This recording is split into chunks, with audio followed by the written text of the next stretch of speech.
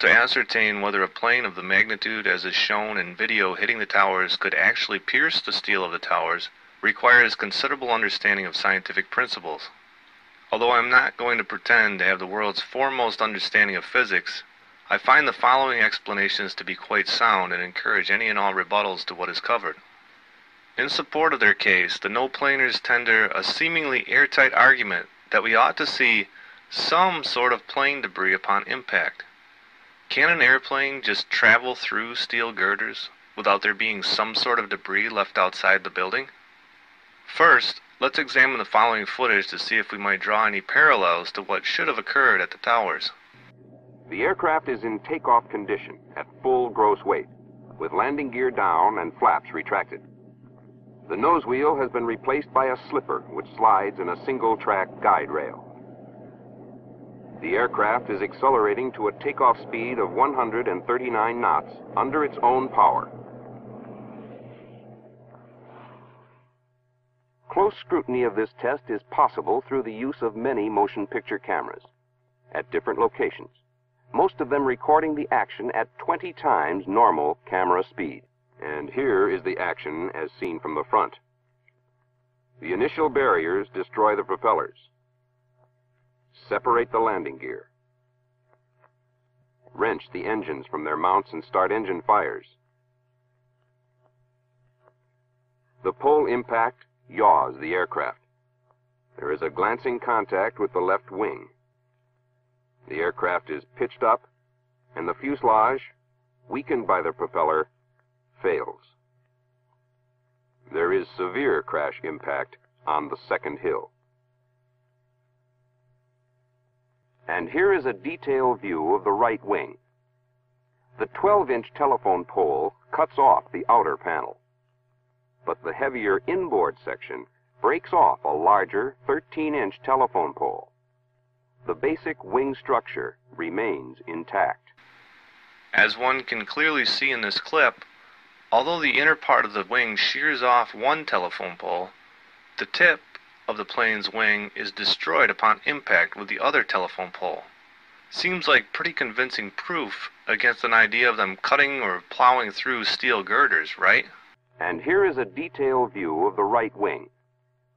The 12-inch telephone pole cuts off the outer panel, but the heavier inboard section breaks off a larger 13-inch telephone pole. Many of the opponents of the no-plane theory will cite videos such as this one, where a plane cuts through a 13-inch telephone pole made out of wood, and then say a bigger plane going faster can cut through a 24-inch I-beam made out of structural steel. Obviously, people these days don't appreciate how strong structural steel really is. As you can see here, this little bit of steel can stop a truck at full speed. The problem we have is scale. 9/11 was so huge that people just buy into the cover story because they can't wrap their minds around what really happened. So imagine we reduce every factor involved by 10. Instead of a 110-story building, we have an 11-story building. And instead of a jumbo jet, we have something like a bus with wings. Would a bus flying through an 11-story building like the World Trade Center at 500 miles an hour cause it to collapse and turn into dust? That's what we're going to find out.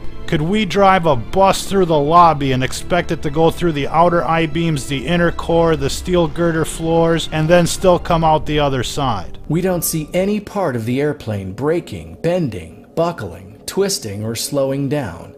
It's unphysical.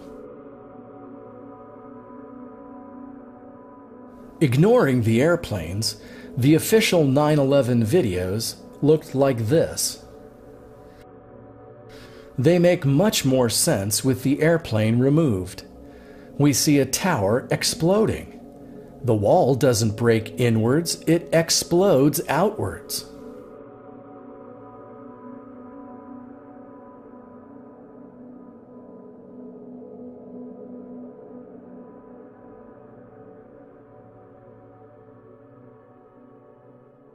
Animating a shattering, exploding airplane is nearly impossible, while disappearing an airplane is easy. They needed to show the airplane videos quickly. 2. Penetration. They needed us to believe the planes went completely inside the towers, so that we could believe there was massive damage to the central core.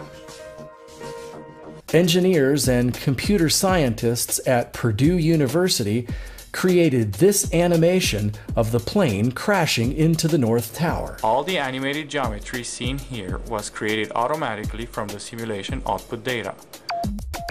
If someone were to want to duplicate your results, are those data available, or can you make them available? Or? Yeah, I mean, I can give you a cheesy answer. I can't duplicate my own results, however, because they're sensitive.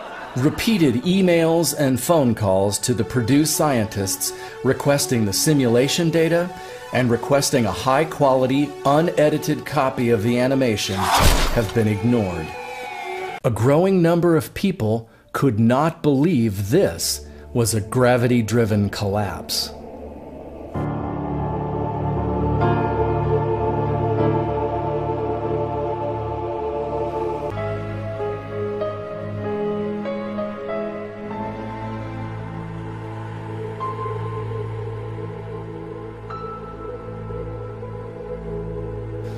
Aman Zafar took this series of still photos from across the Hudson River.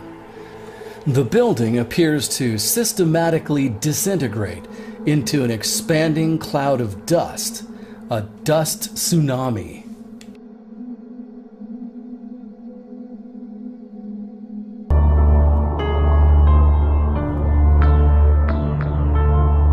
Where'd it go?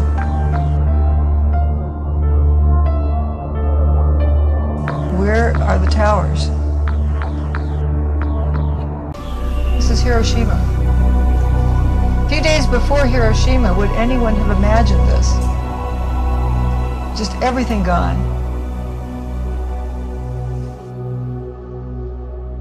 Dr. Wood documented phenomena so unusual, she had to coin new terms like dustification. So what about the dust? There was a lot of dust.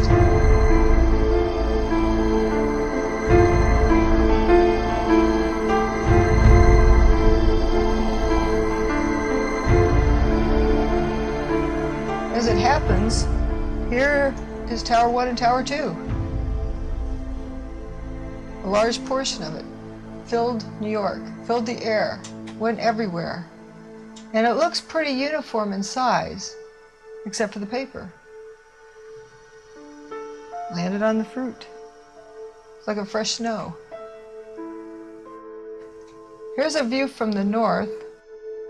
What covered the wheat checks was aluminum cladding, which you can see those pieces falling off, but they don't trail dust. But the steel wheat checks trail dust. This is an interesting. This is a rather large wheat checks falling here with dust shooting out behind it.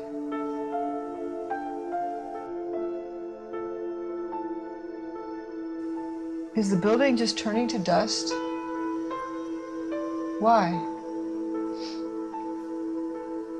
This is Tower 2 closer to the ground. Do you see any solid pieces of building coming down? I don't. I see aluminum cladding falling, but the rest is this type of dust.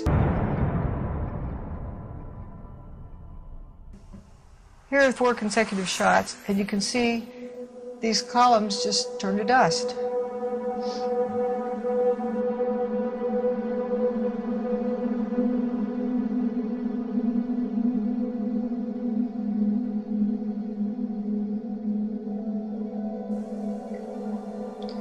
Here's a video clip, and you can watch this turn to dust.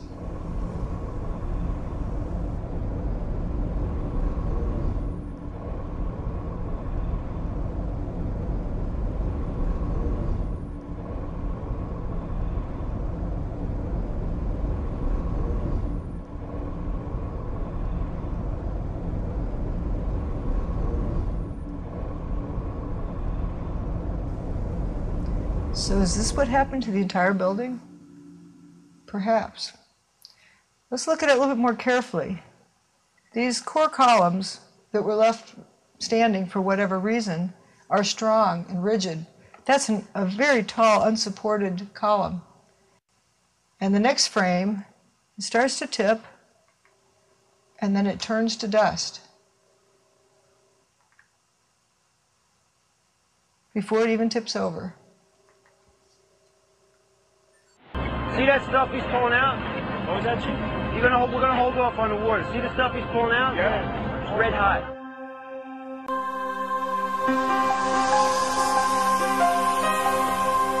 Another interesting phenomenon is toasted cars. Large number of toasted cars. I don't mean just a few burnout cars. I mean this weird things happening that don't make sense.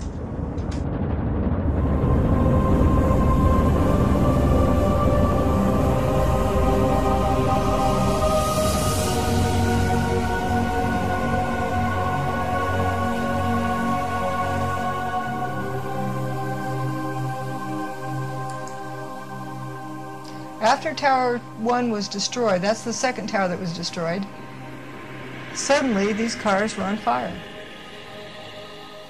There's mountains of paper in between, large volumes of paper that didn't burn. Why are these cars over here on fire where nothing between the tower and the car is? This is West Broadway.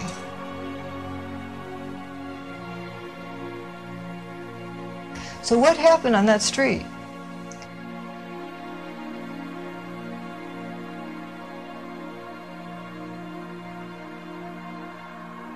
Here's a top view of that same street. This aggressive cloud looks like it did something unique, because all the vehicles along this street were toasted.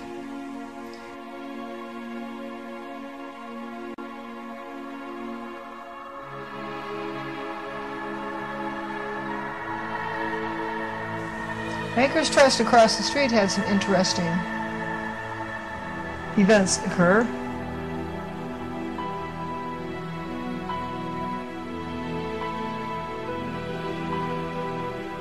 This building, according to FEMA, had no fires in it. What happened to this beam? That's not from a mechanical overload. This was a horizontal beam supporting the floors. Why would it shrivel up that way, like you would curl a ribbon for a package? A chemical signature of nuclear fusion is tritium, the radioactive isotope of hydrogen. Tritium levels 55 times higher than normal were found in the sewer water below ground zero. There was a weapon in play that day that I don't even know what it is, but I can equate it to being like a microwave. You know how you can take a piece of chicken and put it on a paper plate and stick it in the microwave and the chicken will burn, but the paper plate won't? Yes. Well, something happened that day equivalent to a microwave.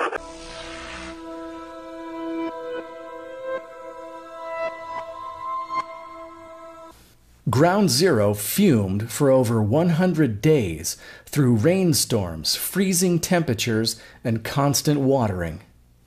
Judy Wood identifies the effect as ongoing molecular dissociation. Imagining that a skyscraper or any object can crush itself into dust under its own weight is cartoon physics. Several other people keep asking us, when you look at where the towers used to stand, there is surprisingly so little rubble. Where did all the rubble go? It's a very good question, Peter, and I have asked some people who've been doing some of the rescue and recovery work this morning. If you look behind me, you can see the very remains, the skeletal remains of the World Trade Center. And one volunteer, Robert Gerlinsky, explained to me the reason there's so little rubble is that all of it simply fell down into the ground and was pulverized, evaporated. It just blew up, a big explosion, people started running, it was just chaos everywhere. No second plane, it was a bomb. Bombed another building, not second plane. That was a bomb. Who said the second plane? That's what we're told, the second plane, we saw it on television. I saw everything. All right, well, thanks a lot. The first one went off, and then 10 minutes later, this just blew up out of nowhere. Tell me about that plane. Well, I didn't recognize it as a plane at first. I had thought that there was an explosion from within the Trade Center. From my perspective, I didn't know that it was an airplane that hit the building. I still thought it was a bomb, and everything I saw told me it was bombs in the building. And there is the very interesting case of David Hanshew. Mr. Hanshew is a professional photographer for the New York Daily News. He took a famous photo of the South Tower right after United 175 supposedly flew right into this wall. I was underneath it. I was looking at the tower. I had my camera in my hand. I heard the noise. I never saw the airplane. I was less than 100 yards away from the building. I was standing on West Street. He had this view. Each image in the flight path is separated by 1 second. David Hanshew would have been able to see the plane for at least 6 seconds. He would have been able to hear it coming for considerably longer than that. I had no idea what it was, and then the South Tower just exploded. It just blew up. It just blew up, a big explosion. We bombed another building, not second plane. I had thought that there was an explosion from within the Trade Center. News reporters at the scene also seem to have missed the plane. The building's exploding right now! I did not see a plane go in. That just exploded. News anchors watching monitors were quick to correct them. We just saw another plane coming in from the side. It's easy to see how the television audience could be fooled. And a lot of eyewitnesses could be manufactured, scripted actors, shills. I saw this plane come out of nowhere and just scream right into the side of the Twin Tower, exploding through the other side. And then I witnessed both towers collapse, one first and then the second, mostly due to structural failure because the fire was just too intense. There was a weapon in play that day that I don't even know what it is, but I can equate it to being like a microwave. You know how you can take a piece of chicken and put it on a paper plate and stick it in the microwave and the chicken will burn, but the paper plate won't? Yes. Well, something happened that day equivalent to a microwave. The towers didn't burn up, nor did they slam to the ground. They turned into dust in midair.